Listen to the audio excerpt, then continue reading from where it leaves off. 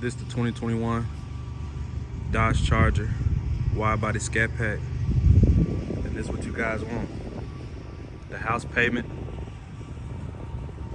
gas guzzler,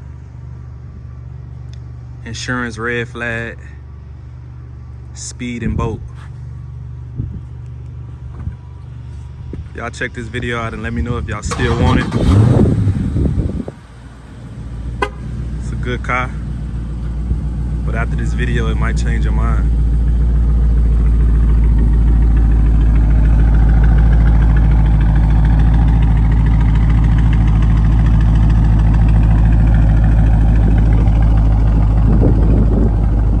What's up, man? So we gonna get into the ugly and the bad. So I wrote down some stuff because I didn't want to just give y'all no bullshit numbers, and I want it to be informative as possible. So we're gonna start with the price. On Build a Dodge, the narrow body, like I mentioned, I had both. The narrow body starts at like $49,000 right now on Build a Dodge if you custom ordered it, and the wide body starts at $55 on Build a Dodge. And that's not even the used prices. I think the market has dropped, but back probably a few months ago, maybe even a year ago, used cars is more than brand new cars, which is crazy. And so it's gonna cost you $49,000 to $55,000, plus or minus a little more depending on if you get it new or if you get it used.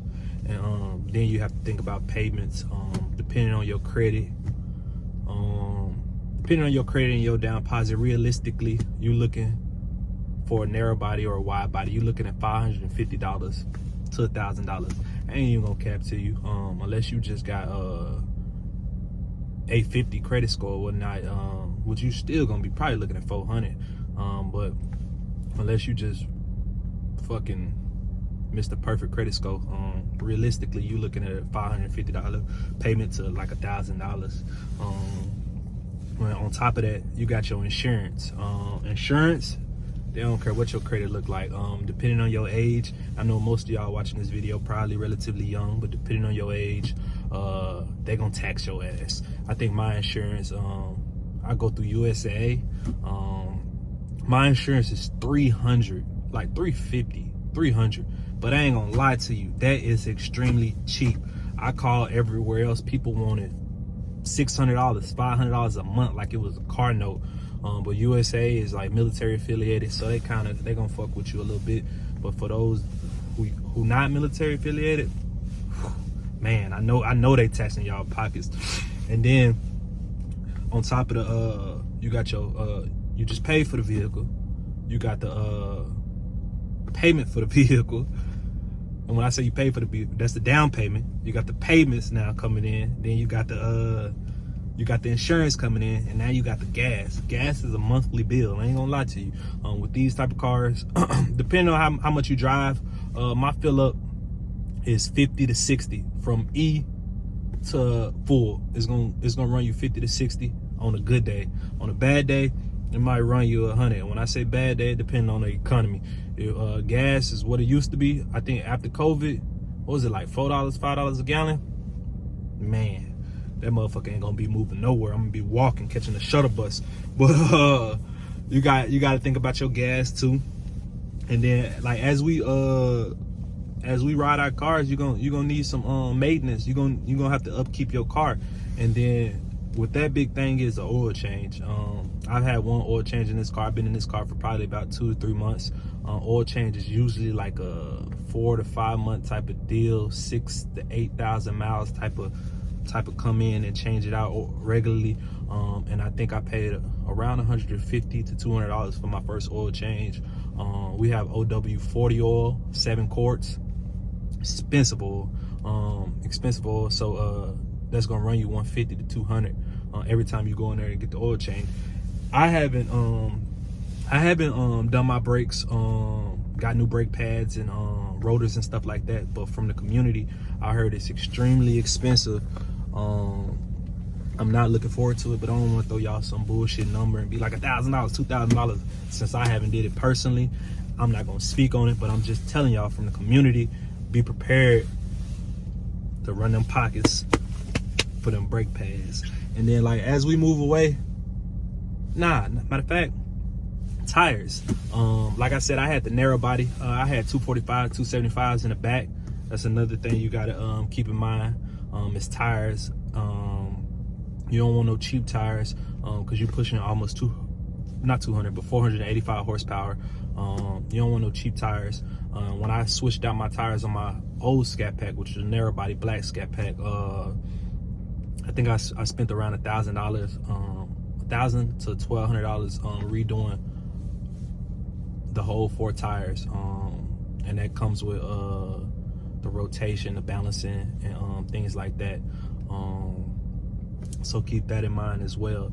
And as we move away from like pricing or money wise to the negatives of owning a 392 Charger, it's not too much when you move away from that besides attention. So attention is thieves. So this car is has a big target on its back for thieves, people breaking into it, people trying to steal it. They got the little new key push button where they can start your car and all this crazy shit. Y'all gotta go look it up, go check it out on YouTube. But they will hop in your shit and take off.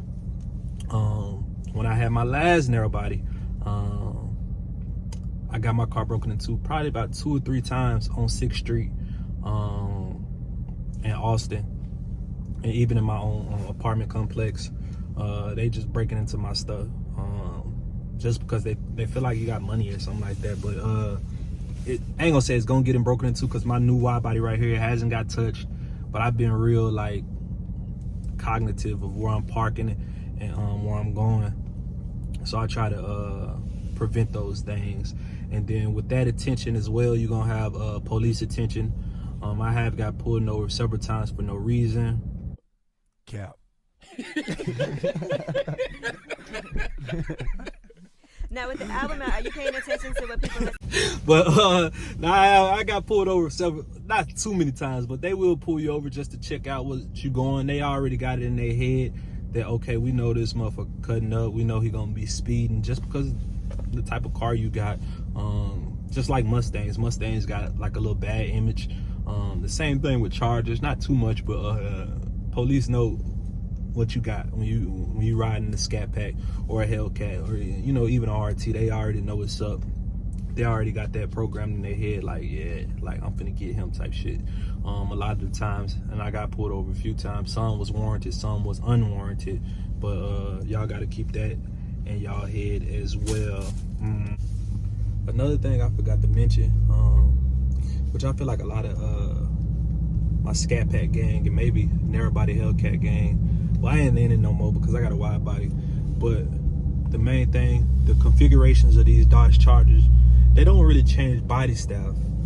So a GT will look like a narrow body ScatPack, a RT will look like a GT, a RT will look like a ScatPack. The only two things that allow you to know the difference is the engine and the wide body. And of course you got your little other things like the snorkels, the hood scoop, but in some of the cars, like the exterior is way different, like the way it's built and things like that. It looks way different. But in Dodge, we don't really get that. It's a car in my apartment complex that look exactly like mine with no wide body. I think it's actually a GT. It's Bluetooth, look exactly like mine. If we went to the body shop and slapped some wide body kit on that motherfucker, it'd be just like me. You know what I'm saying? Ain't that crazy? But that's another thing that I forgot to mention. But as we move to the good, let's move to the good. So the good about this car is this motherfucker is beautiful. I'm not even gonna lie to you. Out of all the cars I had, and I had a few, this is probably my favorite car. Besides my narrow body, I love that car to death, but this wider body just give me a little more attention. Not that I want it, but it just looked better. It looked way better to me. Not way better, but it's just a more aggressive look. But the look of this car is crazy, man. Y'all go watch my last videos. The things you can do to this car to make it stand out, with the tint in the back out, put some stripes on it. Not even stripes, making the hood black, just painting that black, leaving the rest of the car whatever color you want. That's crazy. Just the things you can do to this car to make it stand out. Here go a little nice little car right here. See, look, I don't even know what that is. No, I was just telling y'all, I don't even know what that is. But he got the stripes on it. I don't think it's a ScatPack. Definitely ain't no Hellcat. But I think that's the GT over there. I would hop out, but I don't want to seem like I'm hating on him, because I love my RT gang, my SST gang, my ScatPack gang, my Hellcat gang. I ain't hating at all, but it's just crazy though. But the things you can do to this car to make it stand out is crazy.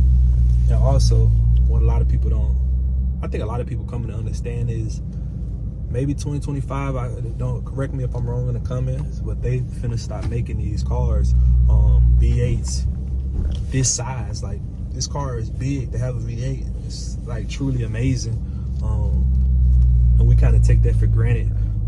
But they finna stop making these cars. So these cars is gonna be like like the value of these cars is gonna increase. So it's a good investment to invest in these cars, because when they stop making these cars, everybody and their mama gonna want one. Everybody and their mama already want one, you know what I'm saying? So when they stop making this, just think, man, I probably in about 15 years, I probably can get this motherfucker off for probably 80,000, 90,000, you know what I'm saying? Who knows? That's just random numbers, by the way. But these cars is gonna go extinct, and people is gonna need it, you know what I'm saying? People is gonna want it. People is gonna want that old stuff the same way we be fantasizing about old Mustangs back in the day, or old Chargers back in the day that Fast and Furious used to ride. It's gonna be the same type of way to get your hands on a ScatPack or a Hellcat, wide body or narrow body. So it's a lot of things that comes with this car, and for me, my favorite is the way it looks. So you definitely will have fun with this car, man. You got a bunch of different modes you can play through. You go to SRT mode. You got your auto, your custom, your sport, your track, you know, valet mode, race options, different things like that. If you go back into there and hit that SRT mode, that's when you have your launch control. And that's when, if you sitting at a red light, I don't think I gotta explain to y'all, maybe a different video, but if you sitting at a red light and you want to launch off, and then you got your activate your line lock, that's really gonna I think lock your front tires, and then your back tires is gonna spin out, or be vice versa, and that's what's gonna create that real smoky effect. It's really to heat your wheels up if you finna race, but that's on some track shit. Then you got your performance. Man, I ain't finna sit here and go through everything, man. Y'all just gotta get the car. But it's a lot of different things to play with when you're dealing with this car, man. And you know, this car is 485 horsepower, 180 on the dash. So yeah, man, that's my second most favorite thing about this car, is the power and the speed it has. But like I told y'all, the first thing is the look of it, and then second is the power and the speed. This is a real fun car to play around with. Will probably get y'all in a little trouble, but ain't nothing wrong with a little trouble. And you know, you just go from there.